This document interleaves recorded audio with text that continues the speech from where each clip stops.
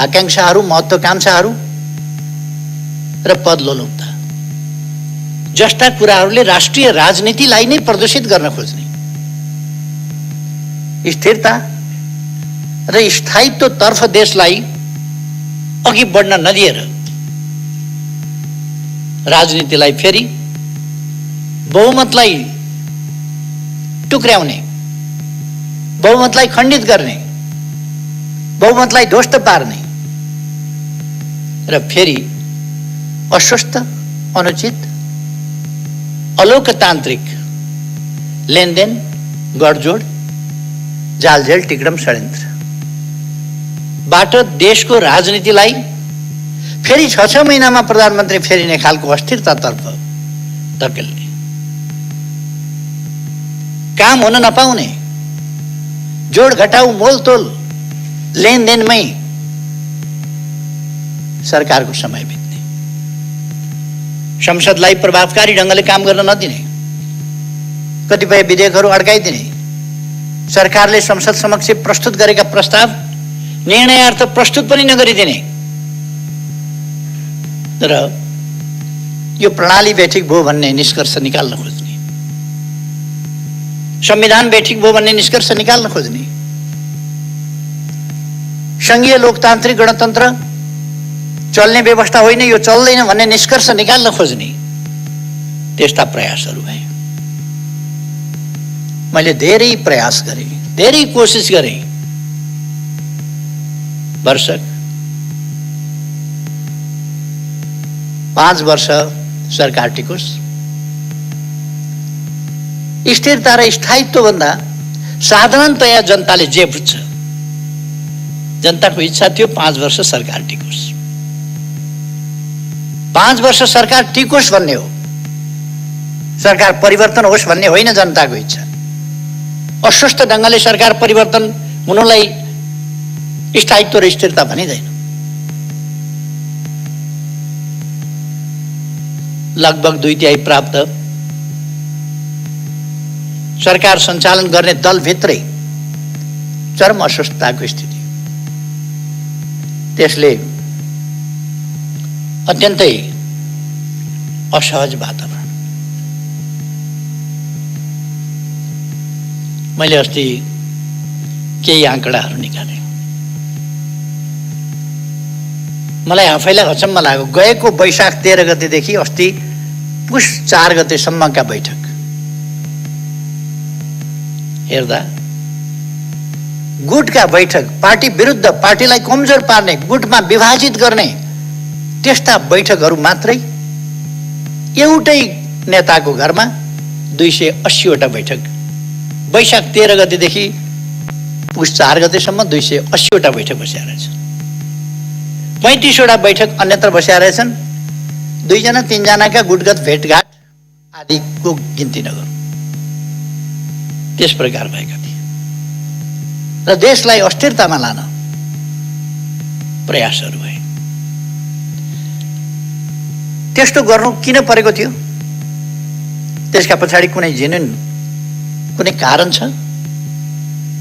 हामीले यस सरकारले विकास निर्माणका कामहरूलाई तीव्रताका साथ अगाडि बढाएको थियो। मैले भन्ने गरेको छु, अघिल्लो पल्ट शिलान्यास गरेर छोडेको रानी पोखरी शिलान्यास गरेको इटा ढुङ्गामा लेउ लागिसकेका थियो, धुलोले पुरिने अवस्थामा थियो, केही पनि काम भएको थिएन, सिनको भाँचिएको थिएन त्यहाँ। अहिले यस अवधिमा हामीले रानी पोखरी तयार गरेर त्यसको उद्घाटन पनि गर्यौं। 7 लाख घरहरू, भूकम्पबाट क्षतिग्रस्त घरहरू, 7 लाख घरहरू निर्माण गरेर जनतामा वितरण गरियो। विभिन्न ऐतिहासिक, सांस्कृतिक सम्पदाहरू, धरोहरहरूको पुनर्निर्माण भयो र लगभग ठूलो प्रतिशतमा निर्माणको काम सम्पन्न भएको छ। केही ढिलो हुने कामहरू खोप्न पर्ने, उस्तै सामग्री तयार गर्नुपर्ने, कालीगढहरूको अभाव, तिनलाई तालिम दिनुपर्ने जस्ता कुराहरूले गर्दा केही ढिलो हुनु बेग्लै कुरा हो। नत्र काम तीव्र गतिका साथ अगाडि बढेको छ र त्यो साथीहरूले अनुमान गर्नुभएको छ, देख्नु भएको छ। अनुमान भन्दा पनि तपाईँहरूले अनुभव गर्नुभएको छ, त्यो देख्नु भएको छ। तसर्थ काम भएनन् भन्ने होइन, धरहराको निर्माण सम्पन्न हुने बिन्दुतिर पुगिरहेको छ, साथीहरूले देख्नुभएको छ। काठमाडौँको बाटाहरू, काठमाडौँ सहरको ब्युटिफिकेसन, सौन्दर्यीकरणदेखि लिएर अरू कामहरू देख्नुभएको छ।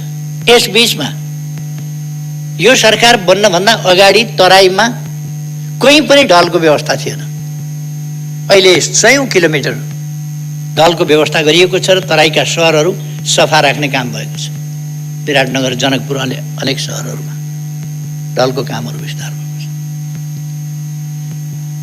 गएको आर्थिक वर्षमा मात्रै लगभग 6000 हेक्टर जमिनमा थप सिँचाइको प्रबन्ध भएको छ। विद्युतीकरण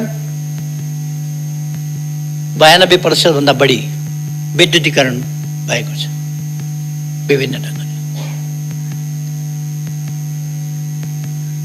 सडकहरू गएको एक आर्थिक वर्षको कुरा गर्ने हो भने कोभिडले 4 महिना, अन्तिमका 4 महिनाहरू कोभिडले बर्बाद गर्यो, तैपनि 979 किलोमिटर सडक कालोपत्र गएको वर्ष मात्रै भएको छ। जम्मा 4500 भन्दा बढी किलोमिटर कालोपत्र भएको छ। डबल लेन, 4 लेन र 6 लेनका बाटाहरू, काफी कामहरू भएका छन्। कृषिको आधुनिकीकरणको सम्बन्धमा, व्यावसायिकीकरणको सम्बन्धमा कामहरू भएका छन्। त्यसलाई कार्यान्वयन गर्नका लागि विभिन्न देशहरूसँग हामीले सम्झौताहरू गरेका छौँ। त्यसको आधुनिकीकरण, कृषिको आधुनिकीकरणको सम्बन्धमा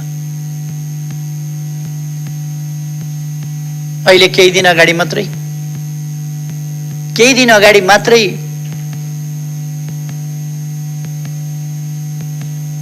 ऊर्जा सचिवको नेतृत्वमा भारत गएको टिमबाट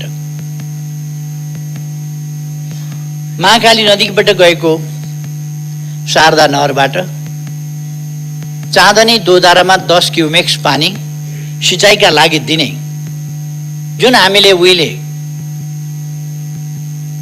सहमति सम्झौता गरेका थियौँ,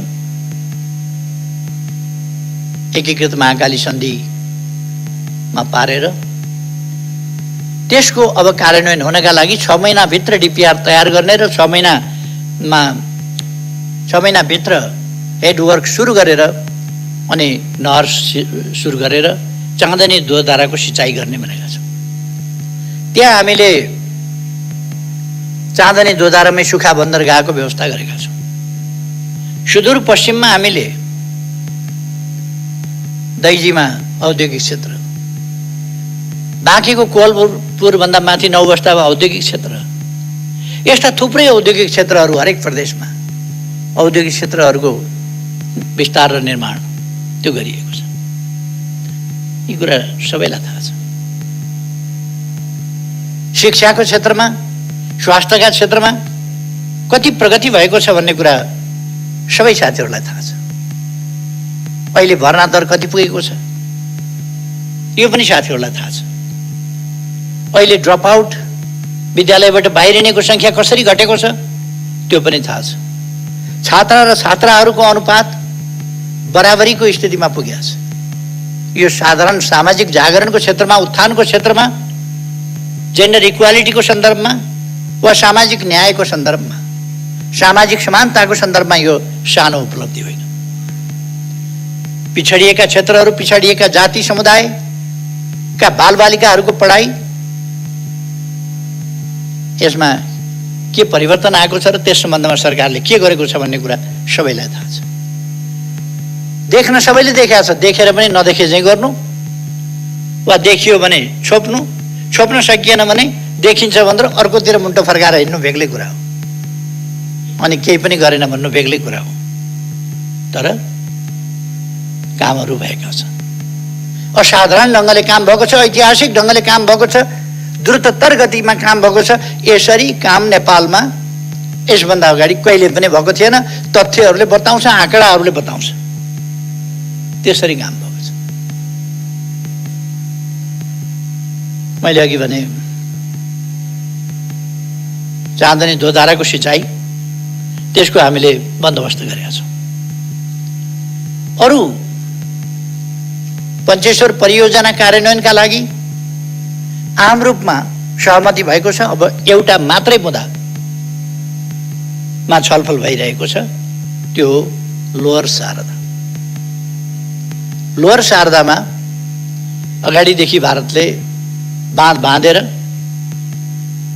महाकाली नदीलाई तल पुगेपछि शारदा भनिन्छ, त्यहाँबाट कर्णाली नदीलाई तल पुगेपछि घागरा भनिन्छ, त्यहाँबाट घागराबाट पनि पानी लगेको छ र शारदाबाट पनि पानी लगेको छ, अथवा महाकाली र कर्णाली दुवै नदीबाट पानी लाने गरेको छ त्यसमा। र त्यसलाई उसले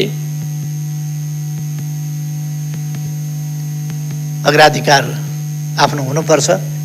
हामीले पहिले तल्लो तटीय राष्ट्रको पहिलेको प्रयोगलाई मान्यता दिने त्यो हक हामीले पाउनुपर्छ भनेर भारतले भनिरहेको छ र हामी त्यसको असर के पर्छ भन्ने कुराहरूको छलफल गरिरहेका छौँ। यो एउटा छलफलको विषय चलिरहेको छ। अरू विषयहरू लगभग मूल विषयहरू टुङ्गिएका छन्। तसर्थ हामी विभिन्न ढङ्गले अगाडि बढेका छौँ। कतिपय मानिसहरूले मलाई सोध्ने गर्छन्, तपाईँ प्रधानमन्त्री भएपछि भारतसँगको सम्बन्धमा व्यापक छलफल किन हुन्छ, बेसरी बहस किन हुन्छ, तपाईँ प्रधानमन्त्री भएपछि नै किन हुन्छ? म प्रधानमन्त्री भएपछि नै किन हुन्छ भने म भारतसँग साँचो अर्थमा मित्रता गर्न चाहन्छु, मित्रता बढाउन चाहन्छु, मित्रतालाई सही अर्थमा गहिराईमा पुर्याउन चाहन्छु, व्यापक बनाउन चाहन्छु, उचाइमा लान चाहन्छु, नयाँ उचाइमा पुर्याउन चाहन्छु। त्यो असमानताका आधारमा हुँदैन, सोभरेन इक्वालिटीका आधारमा नै दुई देशका बीचको सम्बन्ध सुदृढ हुने हो, वास्तवमा मनदेखिको मित्रता हुने हो। हाम्रो भूभाग हामीले प्राप्त नगरेर हडपिएको छ भने, भूभाग हडपिएको छ भन्ने थाहा छ, बोल्न नसक्ने अनि सम्बन्ध राम्रै छ भन्ने, भित्रभित्र मन कुड्याउने, बाहिर बाहिर सम्बन्ध राम्रै छ भन्ने, त्यस्तो होइन। जहाँनेरि समस्या छ, सीमा सम्बन्धी समस्या छ भने त्यो मित्र राष्ट्रसँग हामीले खुलस्त छलफल गर्नुपर्छ, कुरा गर्नुपर्छ, हाम्रा समस्याहरू राख्नुपर्छ, हाम्रा अडानहरू राख्नुपर्छ, हाम्रा न्यायोचित तर्कहरू, हाम्रा भनाइहरू हामीले प्रस्तुत गर्नुपर्छ र त्यो न्यायोचित भनाइ हामीले पुरा गराउने प्रयास गर्नुपर्छ। त्यसकारण छलफल हुन्छ। 1928 देखि शारदा क्यानलबाट, शारदा नहरबाट उत्तराखण्ड र उत्तर प्रदेशको सिँचाइका लागि पानी गइराखेको छ। 1928 देखि अब 92 वर्षबाट 93 वर्षबाट हाम्रो खेतको सिरानबाट हाम्रो आधा हक भएको खोलाबाट पानी लगिएको छ। हाम्रो भूमि बाँझै छ, त्यो भूमिमा सिँचाइ हुनुपर्छ भनेर बोल्न नसक्ने अनि त्यो भूमिमा सिँचाइ हुनुपर्छ भनेर वार्ता गर्दा तपाईँकै पालामा बहस किन हुन्छ? बढी बोलेर सम्बन्ध बिगार्यो भन्ने अनि मुख ढालेर बस्ने, हाम्रो खेत बाँझो हुने, हाम्रो पानी हाम्रो खेतको सिरानबाट। यसपटक स्थायी संसदको रूपमा गरिमामय राष्ट्रिय सभाको व्यवस्था भएको छ र यसपटक राष्ट्रिय सभाको विशेष महत्त्व पनि देखिएको छ। यस गरिमामय सभाका सबै माननीय ज्यूहरूमा म हार्दिक शुभकामना भन्न चाहन्छु। सबभन्दा पहिले सम्माननीय अध्यक्ष महोदय, यति बेला देश एउटा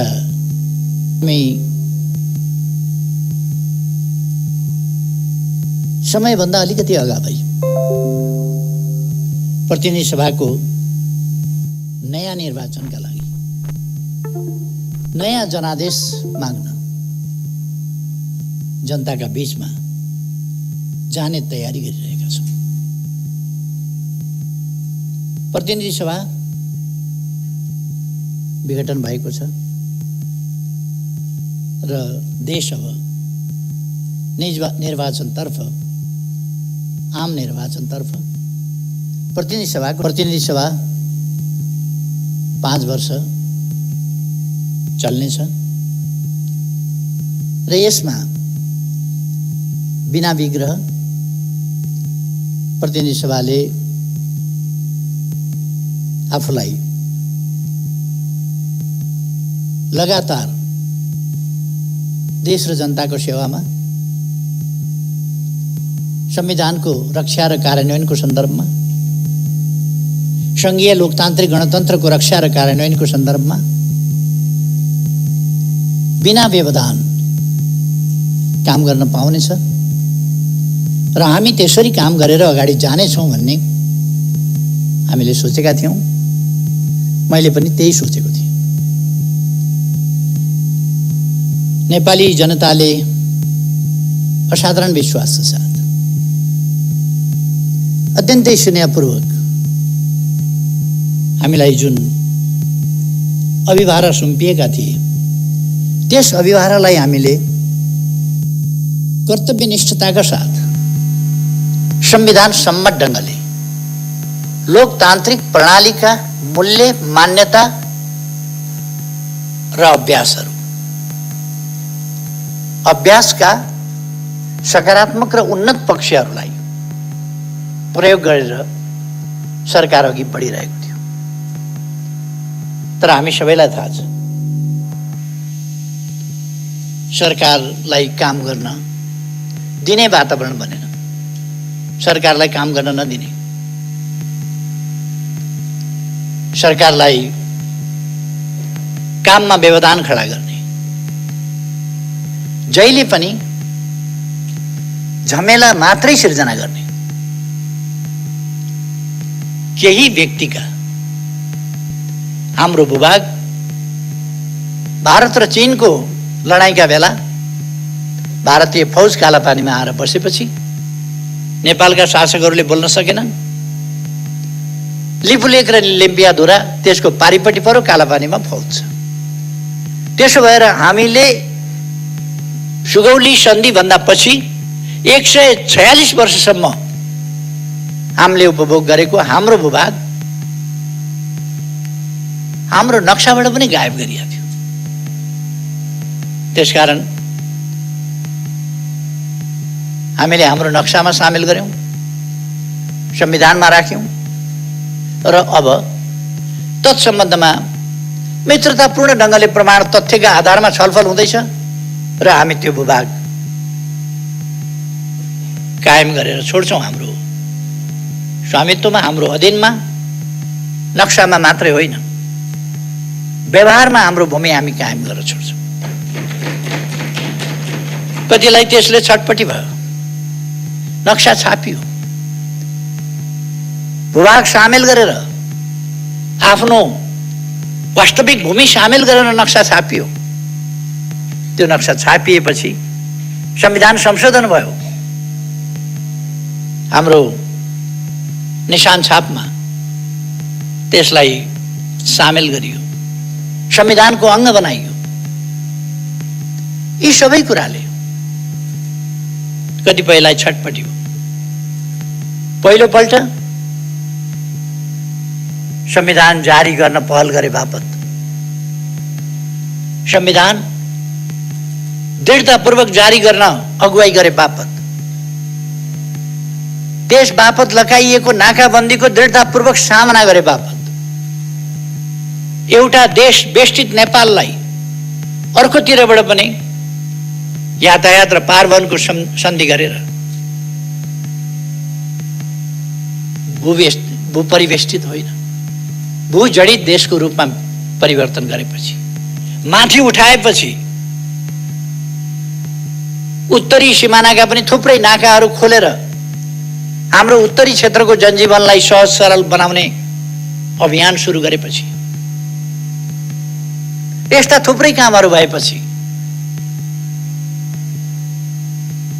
हामीले रेल, पानी जहाज, जलमार्ग आदि समेतको उपभोग गर्ने भएपछि, संसद भवन पनि बनाउँछु भनेपछि, मन्त्री क्वार्टर पनि पुरानो भयो त्यसलाई पनि व्यवस्थित गर्छु भनेपछि, सांसद क्वार्टरहरू पनि बनाउँछु भनेपछि, सभा हलहरू पनि काठमाडौँमा बनाउँछु भनेपछि, लुम्बिनीमा बेग्लै परिवर्तन ल्याउँछु भनेपछि, लुम्बिनीमा 5000 हट्ने ध्यान केन्द्र र सभा हल निर्माण गर्छु भनेपछि, लुम्बिनीको उराट लाग्दो सिसौ गारीलाई एउटा बगैँचाको रूपमा परिणत गर्छु, बुद्ध भूमिको रूपमा भनेपछि, लुम्बिनीको एयरपोर्ट शीघ्र तयार गरेर त्यसलाई एउटा बुद्ध मार्गीहरूको, बुद्ध धर्मावलम्बीहरूको र अरूको समेत पर्यटकहरूको एउटा महत्त्वपूर्ण आगमन स्थलको रूपमा विकास गरेपछि, राजमार्गबाट सदरमुकाम र सीमासम्म 6 लेनका बाटाहरू, कहीँ 4 लेनका बाटाहरू निर्माण गर्ने भनेपछि, शहरीकरणको अभियानलाई तीव्र गतिका साथ अगाडि बढाएपछि, जनताका सुविधाका निम्ति अनेक कामहरू गरेपछि आत्तिएर त्यस बेला पनि त्यो सही गठबन्धन तोडेर अर्कातिर हाम फाल्ने काम भएको थियो र त्यो सरकार ढाल्न पर्ने कारण कसैले बताओस्, त्यो सरकार ढाल्न पर्ने उचित कारण के थियो? थियो कारण सही नसक्नु भएको विकास निर्माणले गर्दा, देशले छलाङ मारेकोले गर्दा भन्दा क्रमभङ्ग त भएको थियो नि, छलाङ त मारेको थियो नि, तर त्यसले महाविपत्तितिर देशलाई लगेको थिएन, त्यसकारण आपद पर्यो र त्यो सरकार ढालिएको थियो। यसपल्ट पनि विकास निर्माणका कामहरू तीव्रताका साथ हुँदैछन्। तातो पानी बाटो बन्दैछ, केरङतिर अब टनेलबाट पनि जाने, टनेल मार्गको पनि सर्वे भइरहेको छ। टनेल मार्गबाट पनि हामी केरङ जान्छौँ र 1 घण्टाभित्र अब चिनिया बोर्डरमा जान्छौँ। कुनै पनि समयमा आवागमन अवरुद्ध नहुने किमाथाङ्गाको बाटो हामी तयार गर्दैछौँ, ओलाङसुङ घोलाको बाटो हामी तयार गर्दैछौँ, महाकाली करिडरको बाटो हामी तयारी गर्दैछौँ। महाकालीको पुल तपाईँहरूले हेर्नुभएको होला, निर्माण भइसक्न लागेको छ, आधाभन्दा बढी निर्माण भइसकेको छ, स्ल्याबहरू हाल्ने सबै अलिकति केही कामहरू बाँकी छ, त्यो पनि तयार हुन लागेको छ। झोलुङ्गे पुलले विस्थापित गर्ने तुइनहरूलाई टायरबाट तर्न पर्ने, दुःखद स्थितिको अन्त्य गर्ने, तुइनबाट तर्न पर्ने महाकालीको स्थितिलाई अन्त्य गर्नका लागि त्यहाँ पुलहरू बनेका छन्। अनि छटपटी हो, के भनेर आलोचना गर्ने होला,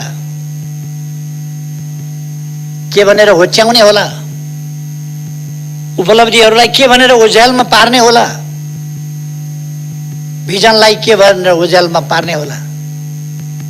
यसै काममा केही मानिसहरू लागे, ईर्ष्या र डाले अनि स्थिरता स्थायित्व हुन नदिनका लागि निर्वाचनबाट आएको प्रधानमन्त्रीलाई बीचमा षड्यन्त्र गरेर प्रधानमन्त्री हट्नुपर्छ कि हट्नुपर्छ,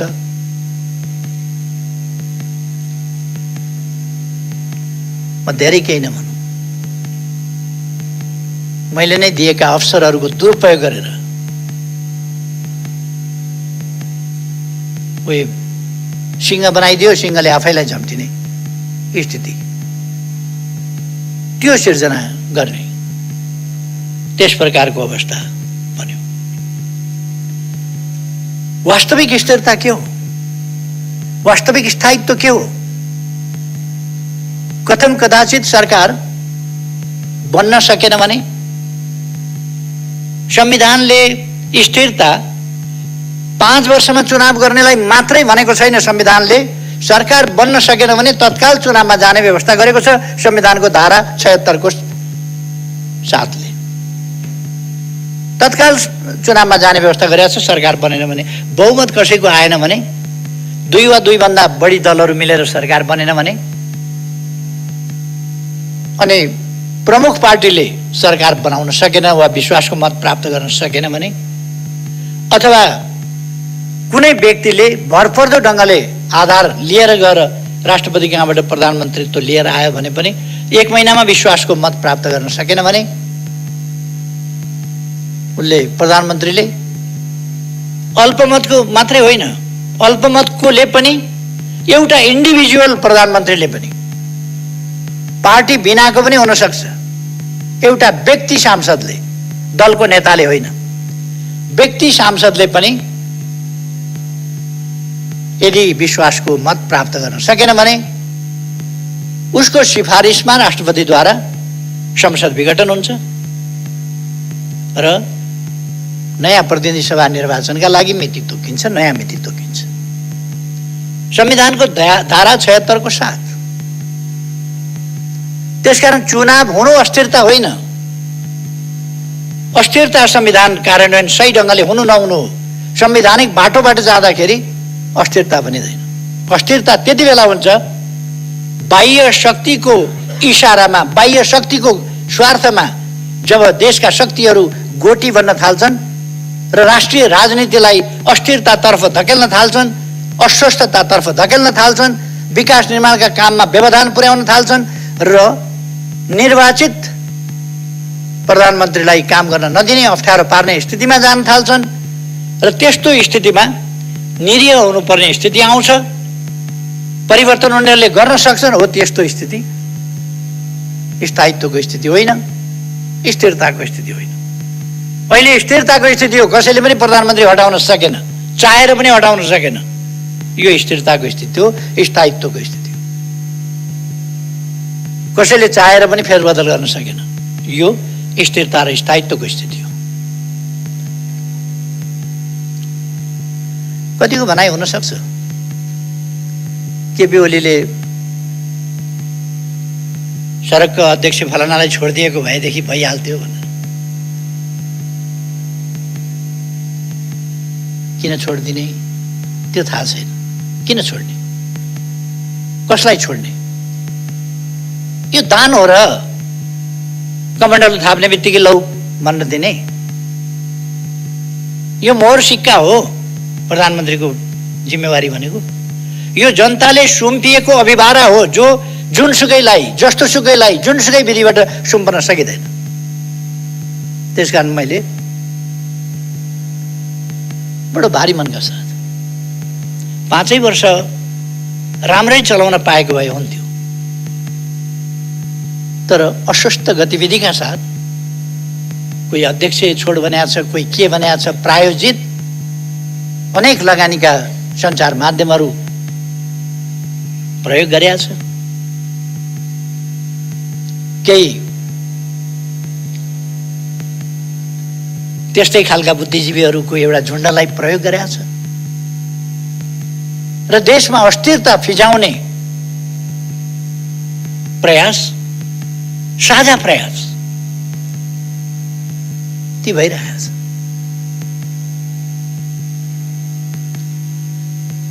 तपाईहरु यसै हेर्न सक्नुहुन्छ।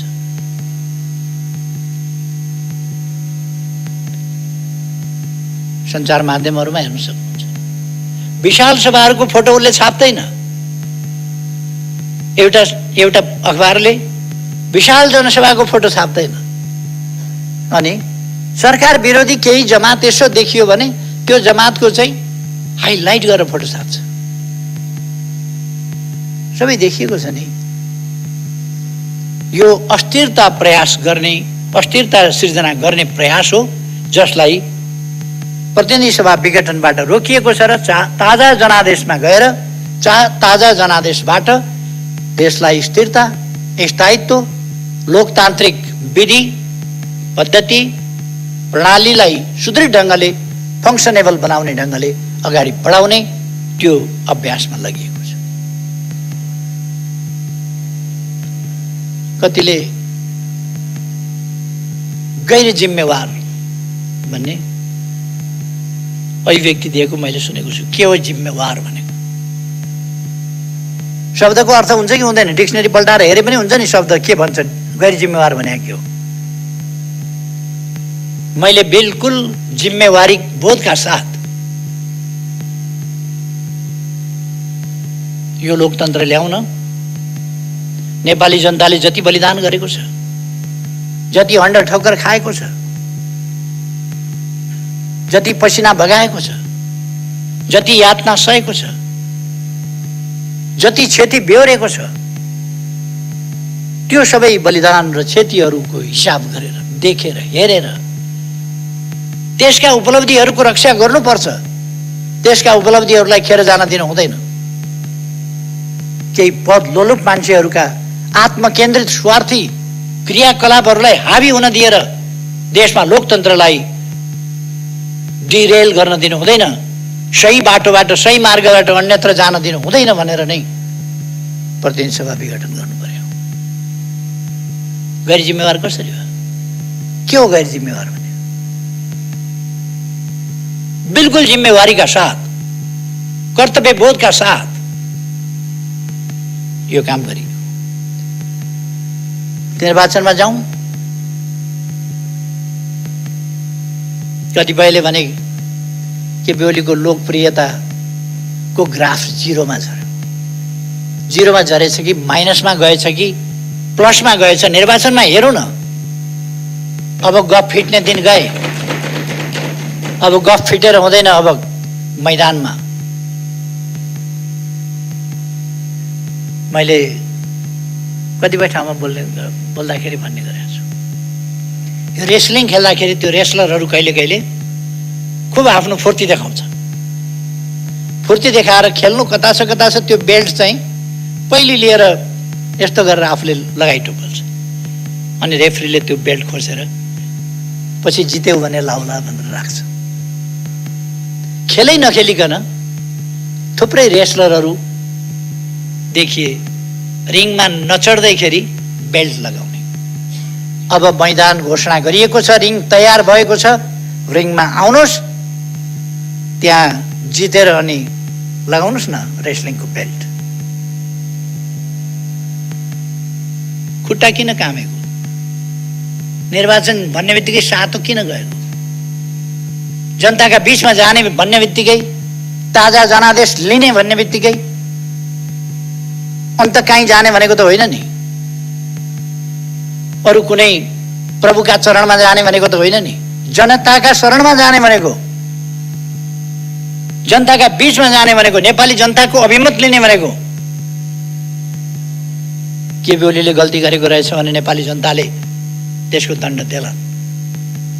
नेपाली जनताका बीचमा गएर केपी ओलीलाई दण्ड दिन अपिल गर्नुहोस् न। तपाईहरु जानुहोस्, जसलाई चित्त बुझ्या छ।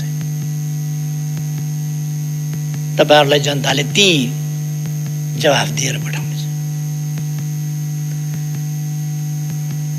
हामी अन्तर्राष्ट्रिय सम्बन्धको क्षेत्रमा पनि सफलतापूर्वक अगाडि बढिरहेका छौँ। हाम्रा दुई छिमेकी मित्र राष्ट्रहरूसँगको हाम्रो सम्बन्ध गहिरो, सबल र सुदृढ बनाएका छौँ। हामीले नयाँ उचाइमा पुर्याएका छौँ। हामीले उपलब्धिका साथ उचाइमा पुर्याएका छौँ। हामीले र हाम्रा मैत्रीपूर्ण संवादहरू अगाडि बढिरहेका छन्। समस्या समाधानको दिशामा अगाडि बढिरहेका छन्। उपलब्धिका साथ अगाडि बढिरहेका छन् र हामी कहीँ कतै समस्याहरू देखा परे भने तिनको संवादबाट, वार्ताको माध्यमबाट समाधान गरिरहेका छौँ। अनि कुरा लगाएर हुँदैन, काम गरेर हुन्छ।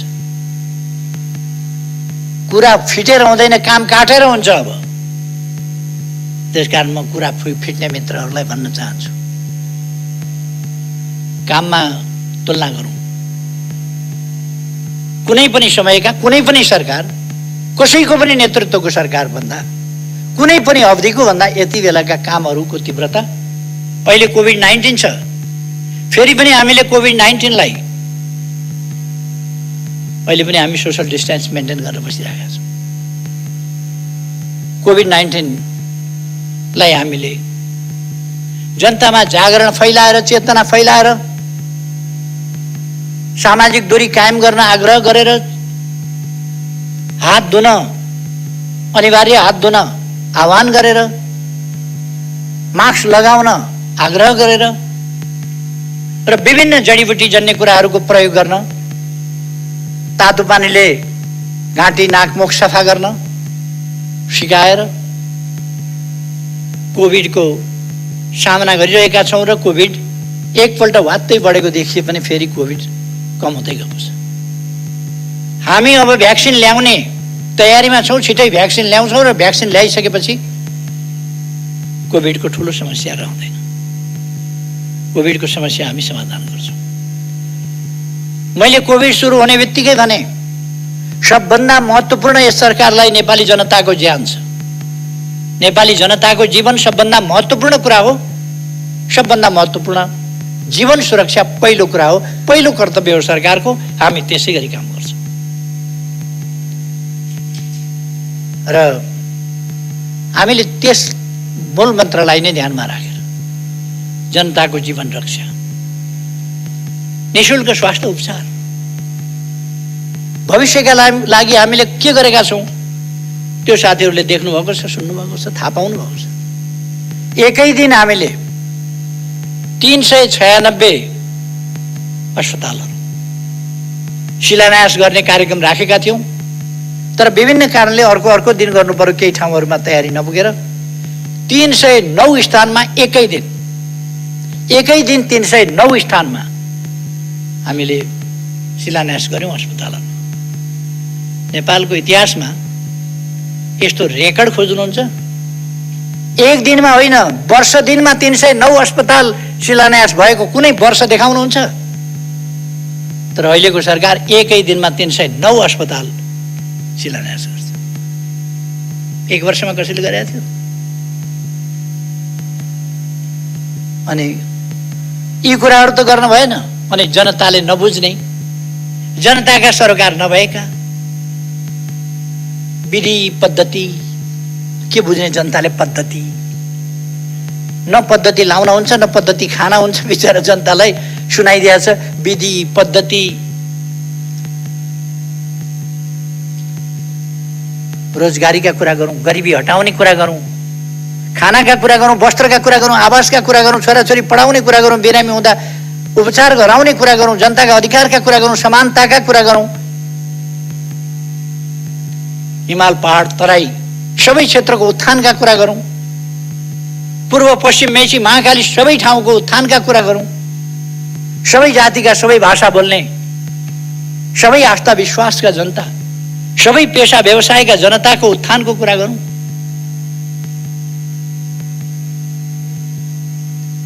छाउबडी प्रथाबाट महिलाहरूलाई मुक्त गरौँ, समानताका अधिकारतर्फ हुँदैन। सरकार र मैले नेतृत्व गरेको पार्टी नेकपा, त्यसले अदालतको स्वतन्त्र न्यायपालिका, शक्ति पृथकीकरणको सिद्धान्त त्यसलाई मान्दछ, त्यसलाई कदर गर्छ, सम्मान गर्छ। अहिलेको संविधानले संवैधानिक विषयहरूमा संवैधानिक इजलास गठन गरेर त्यसबाट फैसला हुने भनेको छ। अब त्यसबाट गर्न पाइँदैन भनेर एक थरी कहाँ कानुन पढेछन् तिनीहरूले? संवैधानिक इजलासको व्यवस्था संविधानको व्यवस्था हो कि होइन? अनि बकवास गरेर हिँड्ने।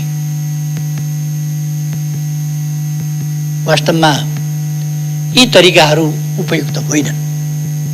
म सबैलाई आग्रह गर्न चाहन्छु, लोकतन्त्रमा शक्ति पृथकीकरण भन्ने एउटा सिद्धान्त हुन्छ। व्यवस्थापिका, कार्यपालिका, न्यायपालिका। न्याय गर्ने कुरामा वकालतनामा गरेका वकिलहरूले, वकालतनामा भरेका वकिलहरूले बहस गर्नु, अदालतले मागेका, अदालतका सहयोगीको रूपमा मागेका एमिकस क्युरीले बहस गर्नु, सरकारी वकिलले बहस गर्नु, स्वतन्त्र अधिवक्ताहरूले बहस गर्नु एउटा कुरा हुन्छ। न्याय गर्ने कुरा संसद पुनर्स्थापना हुन्छ कि भन्ने एउटा हल्ला चलाइरहेको छ। 64% लगभग को प्रतिनिधित्व गर्ने सर्वसम्मत दलको नेता प्रधानमन्त्रीको हैसियतमा मैले यदि यही प्रतिनिधि सभा यसै गरी सञ्चालन गरिरहने हो भने यो सरकारले काम गर्ने वातावरण पनि नपाउने भयो र गतिसाथ देशको हितमा, जनताको हितमा विकास निर्माणका कामहरू अगाडि बढाउने काममा पनि गति लिन सक्ने भएन। त्यसकारण राष्ट्रको समय बर्बाद हुन दिनु हुँदैन भनेर झन्डै 2/3 बहुमत सहितको प्रधानमन्त्रीले विघटनको सिफारिस गरेर विघटन भइसकेपछि अब विकल्प कहाँनिर छ? 64% मसँग छ, त्यसको सर्वसम्मत दलको नेता म हुँ। जतिपल्ट घुमाए पनि, जतिपल्ट घुमे पनि त्यही 36% बाँकी रहन्छ, होइन र? 36%, 51% कहिले हुन्छ र? अनि विकल्प छ? यथार्थ विकल्प चाहियो। मनगढन्ते विकल्पले हुँदैन। यथार्थ विकल्प, संसदको बनावटमा 64% को सर्वसम्मत दलको नेता म हो र त्यस हैसियतमा प्रधानमन्त्री हो र मैले चलाउन नसकिने र विघटन गर्ने सिफारिस गरिसकेपछि अर्को विकल्प छैन। अब विघटन भइसकेपछि हामी मिलेर चलाउँथ्यौं भनेर अनेक थरी तत्त्वहरू निस्किनु। यहाँ त बहुमत प्राप्त दलले नै, अरू अप्सन छैनन्। त्यसभन्दा पछिका संविधानको धारा 76 को 1 अनुसारको यो सरकार हो। 2 को अप्सन आउँदै आएन। 1 ले सरकार बनायो, 2 अप्सन आएन, 3 आएन, 4 आएन, 5 आएन, सिद्धियो। अब 7 ले सरकार रहने अवस्था, चल्ने अवस्था नरहँदा प्रधानमन्त्रीको सिफारिसमा राष्ट्रपतिले प्रतिनिधि सभा विघटन गरी अर्को प्रतिनिधि सभाको नयाँ निर्वाचनका लागि मिति घोषणा गर्नेछ। त्यस अनुसार नै भएको छ। संविधान सम्मत कसरी भएन? पुनर्स्थापना कसरी हुन्छ? पुनर्स्थापना केका लागि हुन्छ? कुन विकल्पका लागि हुन्छ? के देशमा अस्थिरता ल्याउनका लागि, हर्स ट्रेडिङको राजनीति फेरि सुरु गर्नका लागि, 6 महिनामा सरकार परिवर्तन गर्ने तमासा गर्नका लागि पुनर्स्थापना हुन्छ? पुनर्स्थापनाको सम्भावना छैन। पुनर्स्थापना कुनै हालतमा पनि हुन सक्दैन, यो संविधानले भन्छ। केही मानिसहरूले संविधानमा विघटन गर्ने लेख्या छैन भनेर। विघटन गर्ने किन लेख्या छैन? धारा 76 को उपधारा 7 मा प्रधानमन्त्रीको सिफारिसमा राष्ट्रपतिले प्रतिनिधि सभा विघटन गरेर नयाँ मिति तोक्नेछ नयाँ निर्वाचनका लागि भन्ने व्यवस्था गरेको छ। प्रधानमन्त्रीले विघटन गर्न पाउँदैन भन्ने संविधानमा कहीँ लेख्या छ? संविधानको धारा 85 ले भन्छ, 85 ले अगावै विघटन भएमा बाहेक, अगावै विघटन हुने कल्पना त संविधानले गर्यो। अगावै विघटन भएमा बाहेक यस प्रतिनिधि सभाको कार्यकाल 5 वर्षको हुन्छ। अगावै विघटन भएमा बाहेक, अगावै विघटन हुँदाखेरि झन्डै 3 वर्षको मात्रै पनि हुँदो रहेछ। अगावै विघटन हुँदा चाहिँ झन्डै 3 वर्षको मात्रै पनि हुँदो रहेछ। त्यसकारण अगावै विघटन भएमा बाहेक अर्को कुनै विकल्प छैन। अर्को कुरा, देशको कार्यकारी अधिकार। यो राजनीतिक प्रश्न हो, यो संवैधानिक र कानुनी प्रश्न वास्तवमा होइन। यो राजनीतिक प्रश्न हो। देश कसरी चल्छ, कसरी चलाउनु पर्छ, यो राजनीतिक प्रश्न हो। र यस राजनीतिक प्रश्नलाई कानुनी प्रश्नको रूपमा, संवैधानिक प्रश्नको रूपमा अदालतले इन्टरटेन गरिरहनु भन्दा यसलाई केही भनिरहनु नपर्ने भनेर बर्खास्त गर्नुपर्छ, खारिज गरिदिनुपर्छ। किनभने यो पोलिटिकल डिसिजन, यो पोलिटिकल डिसिजनले पोलिटिक्सलाई संविधान सम्मत ढंगले लोकतान्त्रिक प्रणालीको राजनीति अन्तर्गत अभ्यासमा अगाडि जान दिनुपर्दछ। त्यसकारण यो त्यसै गरी जान्छ। यो पोलिटिकल डिसिजन हो, यो आवश्यकताको सिद्धान्त अनुसार हो। यो प्रधानमन्त्रीले संविधानका विभिन्न ठाउँमा लेखेको छ, प्रिएम्बलदेखि विभिन्न धाराहरूमा लेखिएको छ। कार्यकारी अधिकार मन्त्री परिषदमा रहनेछ र त्यसको प्रतिनिधित्व प्रधानमन्त्रीले गर्छ। मन्त्री परिषदको निर्णय र सिफारिस प्रधानमन्त्री मार्फत, यद्यपि मन्त्री परिषदको सिफारिस चाहिन्थ्यो कि चाहिँदैन थियो, तर मन्त्री परिषदको सिफारिस सहित, सर्वसम्मत सिफारिस सहित केही साथीहरूले कतिको उपयुक्त हुन्छ यो विघटन, उपयुक्त होला नहोला, अलिकति छलफल मन्त्री परिषदमा एक दुईजना साथीहरूले उठाउनु भएको थियो। मैले त्यसलाई स्पष्ट पारेपछि साथीहरू सन्तुष्ट हुनुभएको थियो र सर्वसम्मतिले विघटन भएको थियो, सिफारिस भएको थियो। सिफारिस भइसकेपछि र विघटन भइसकेपछि कुन नेताले कसलाई तान्यो, कसको स्वार्थ कता गाँसियो, कसको स्वार्थमा धक्का पर्यो, त्यो बेग्लै कुरा हो। त्यसर्थ यो मन्त्री परिषदको सर्वसम्मत निर्णयका आधारमा प्रधानमन्त्रीद्वारा गरिएको सिफारिसमा राष्ट्रपतिद्वारा भएको विघटन, राष्ट्रपतिको अधिकार र कर्तव्य के हो? हामीले सम्मानित राष्ट्रपति बनेका छौँ। हामीले राष्ट्रपतिमा धेरै अधिकार दिएका छैनौँ, केही अधिकार मात्र दिएका छौँ। यस संस्था वा यस निकाय वा व्यक्तिले गरेको सिफारिस भनेर तोकिएकोमा बाहेक अन्यत्र सबै काम कारबाही राष्ट्रपतिले मन्त्री परिषद र प्रधानमन्त्रीको सिफारिसमा गर्नेछ। प्रधानमन्त्रीको सिफारिसमा राष्ट्रपतिले गर्नुपर्छ। त्यो कानून सम्मत छ कि छैन, उपयुक्त छ कि छैन, संविधान सम्मत छ कि छैन, त्यसको जिम्मेवारी प्रधानमन्त्रीले लिन्छ, राष्ट्रपतिले होइन। प्रधानमन्त्रीको सिफारिस राष्ट्रपतिले अनुमोदन गर्नुपर्छ। नेपालका कानूनविद, केही कानूनविदहरूमाथि दया लागेर आउँछ। केही दुर्मुखाहरू गणतन्त्रको सर्वोच्च संस्था, राष्ट्रको गरिमामय सर्वोच्च संस्थाको मान मर्यादामा तुलेका छन्। तिनीहरू गणतन्त्र विरोधी हुन्। तिनीहरू जनताका छोराछोरी उच्च ठाउँमा पुगेको देख्न चाहँदैनन्। अनि भन्छन् केटाकेटीमा ऊ गाई भैँसी चराउँथ्यो, केटाकेटीमा धुले स्कुलमा पढ्थ्यो, केटाकेटीमा यस्तो श्रम गरेर आएको थियो, केटाकेटीमा डेस्क बेन्च पनि नभएका स्कुलमा पढेका थियो। उनीहरूको दिमागमा के छ भने सामन्तवाद। उनीहरूको दिमागमा दरबार हाई स्कुल, त्रिचन्द्र कलेज उहिले ती मात्रै थिए नि, त्यसमा पढेको हुनुपर्ने, अथवा दार्जिलिङको सेन्ट जोसेफ पढेको हुनुपर्ने, अथवा अक्सफोर्ड र अरू विश्वविद्यालय पढेका हुनुपर्ने। घाँस दाउरा गरेर उठेको हुन नहुने, गरिबको छोराछोरी माथि उठेको हुन नहुने, गरिबको छोराछोरी सांसद हुने, माननीय, गाउँको जमिनदारले पनि माननीय भन्नुपर्ने गरिबको छोराछोरीलाई। यस्तो व्यवस्था हुन्छ भन्ने तिनका दिमागमा छ। त्यसकारण गरिबका छोराछोरी माननीय भनेको उनीहरूलाई चित्त बुझ्दैन, मन पोल्छ। गरिबका छोराछोरी सम्माननीय भनेको उनीहरूलाई पोल्छ मन। उनीहरूलाई बेलायतको हाउस अफ लर्ड्स जस्तो लर्ड्स मात्रै हुनुपर्ने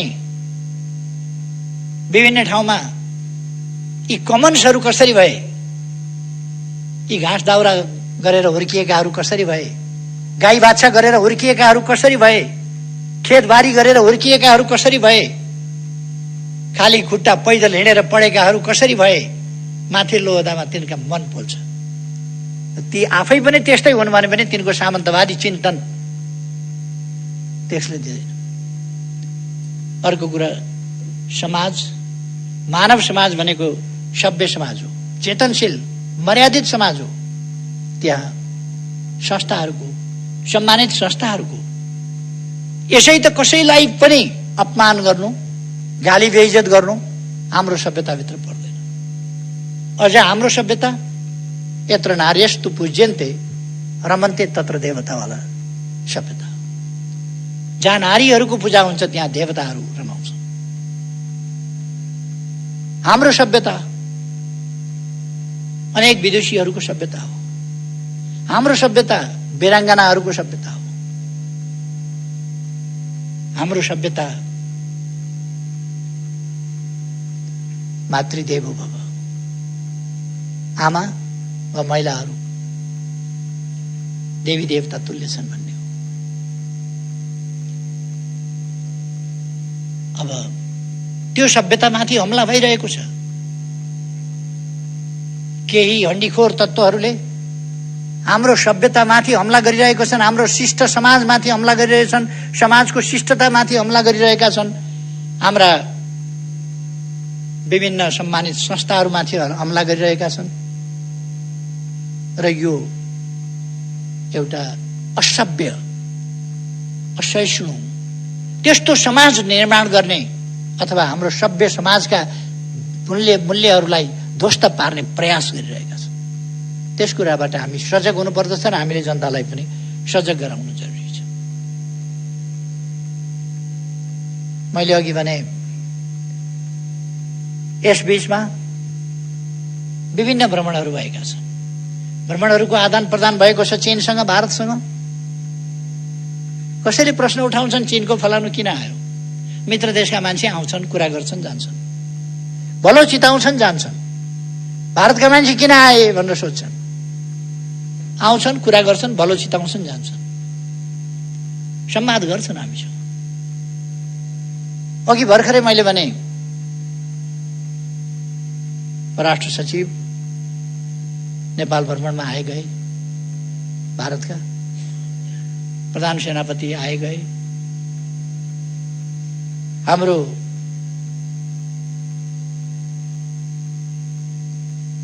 तर्फबाट पनि त्यस्तै आदान प्रदानहरू भए। भर्खरै केही दिन अगाडिको मात्रै कुरा गरेँ। अघि मैले ऊर्जा सचिवको नेतृत्वमा एउटा टिम गयो, उपलब्धिपूर्ण वार्ता भए। अब 4 दिनपछि, अझ 3 दिनपछि भने पनि भयो। आज 10 तारिक भयो क्या होइन? आज 10 तारिक हो। 14 तारिकमा हाम्रो परराष्ट्र मन्त्री प्रदीप गेवालीजी, मान्य प्रदीप गेवाली भारत भ्रमणमा जाँदै हुनुहुन्छ। उहाँले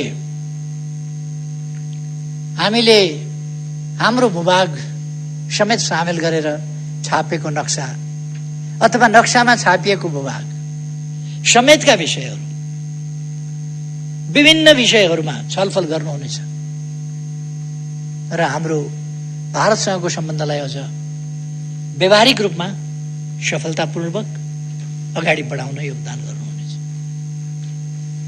हामी यसरी एउटा सफलतापूर्वक अगाडि बढिरहेको समयमा छौँ। अब निर्वाचनमा देश गइसकेका छ। म सम्माननीय अध्यक्षज्यू मार्फत सबैमा आग्रह गर्न चाहन्छु, देशवासीमा आग्रह गर्न चाहन्छु, कुनै भ्रममा, अन्योलमा, अलमलमा पर्ने आवश्यकता छैन। यो लोकतन्त्र, यो संघीय लोकतान्त्रिक गणतन्त्र, यसलाई व्यवस्थित गर्ने र व्यवस्थित ढङ्गले परिचालन गर्ने संविधानलाई व्यवहारमा उतार्ने, कार्यान्वयन गर्ने हाम्रा प्रयास र अभ्यासहरू, तदनुसारका कानुनहरू र त्यस अनुसारका अभ्यासहरू, लोकतन्त्रका अभ्यासहरू अनुसार हामी अगाडि बढिरहेका छौँ। यस देशलाई हामीलाई हाम्रो राष्ट्रिय सार्वभौमसत्ता प्यारो छ, हामीलाई हाम्रो स्वाधीनता प्यारो छ, हामीलाई हाम्रो स्वतन्त्रता प्यारो छ, हामीलाई हाम्रो भौगोलिक अखण्डता प्यारो छ, हामीलाई हाम्रा राष्ट्रिय हितहरू को रक्षा गर्न अगाडि बढ्न सकेकोमा, रक्षा गरेकोमा गौरवान्वित पनि छ र हामी राष्ट्रिय स्वाभिमानलाई माथि उठाउँदै अगाडि बढाउने, देशलाई विकास गर्ने, समृद्ध नेपाल र सुखी नेपालीको राष्ट्रिय आकांक्षा पूरा गर्ने त्यस अभियानमा दृढतापूर्वक अगाडि बढेका छौँ। यो अभियान एउटा दल विशेषको मात्रै अभियान होइन, सरकारको मात्रै अभियान होइन। यो अभियान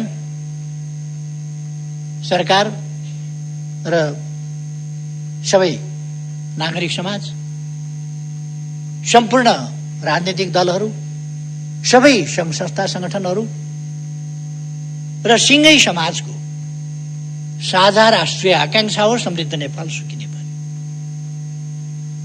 त्यसका लागि हामीलाई लोकतन्त्रको रक्षा गर्नु छ, सुदृढीकरण गर्नु छ, कार्यान्वयन गर्नु छ व्यावहारिक रूपमा र अगाडि बढ्नु छ। त्यही दिशामा हामी अगाडि बढिरहेका छौँ। यस दिशामा अगाडि बढ्न म सबैमा हार्दिक आग्रह गर्न चाहन्छु। भ्रम फिजाउने शक्तिहरू, अल्मल्याउने शक्तिहरू, नेपाललाई बर्बाद पार्न खोज्ने शक्तिहरू क्रियाशील छन्। तिनका भ्रमबाट मुक्त रहन म सबैमा आग्रह गर्न चाहन्छु। भ्रमबाट मुक्त रहौँ र हामी दृढतापूर्वक हाम्रो देशको स्वाभिमान, स्वाधीनता र स्वाभिमानलाई व्यावहारिक रूपमा कार्यान्वयन गर्दै र माथि उठाउँदै अगाडि बढौँ। अहिले आगामी निर्वाचनले यस सम्बन्धमा एउटा नयाँ टर्निङ पोइन्ट ल्याइनेछ। दलहरूका बीचमा शुद्धिकरण सम्बन्धी यो एउटा गम्भीर झट्का हो। यसै गरेर अहिले जसरी राजनीतिक दलहरू चल्न खोजेका छन् यसरी होइन, शुद्धिकरणका साथ राजनीतिक दलहरू अब चल्नु पर्दछ। राजनीतिक दलभित्र रहेका अस्वस्थता, अवांछित गतिविधि, विचारहीनता, भिजनहीनता, गन्तव्यहीनता, स्वार्थहरूको खेल, स्वार्थहरूको लडाईँ, यसैलाई राजनीति बनाउने र जनतालाई गुमराहमा पार्ने खालका यस्ता प्रयासहरूलाई किनारा गर्नुपर्छ, असफल बनाउनु पर्दछ र शुद्धिकरणका साथ राजनीतिक दलहरू अब नयाँ जोश जाँगरका साथ नयाँ शुद्धिकरण, नयाँ सुदृढीकरण, नयाँ एकता, नयाँ गतिका साथ हामी गन्तव्यतर्फ अगाडि बढ्नुपर्छ। अहिले राष्ट्रले लिएको बाटो यही बाटो हो जो बिल्कुल सही छ। आत्मविश्वासका साथ अगाडि बढ्न म आग्रह गर्न सबैलाई चाहन्छु र अध्यक्ष महोदय, म यहाँलाई समय दिनुभएकोमा धेरै धेरै धन्यवाद भन्न चाहन्छु र आफ्नो भनाइ टुङ्ग्याउँछु। धन्यवाद।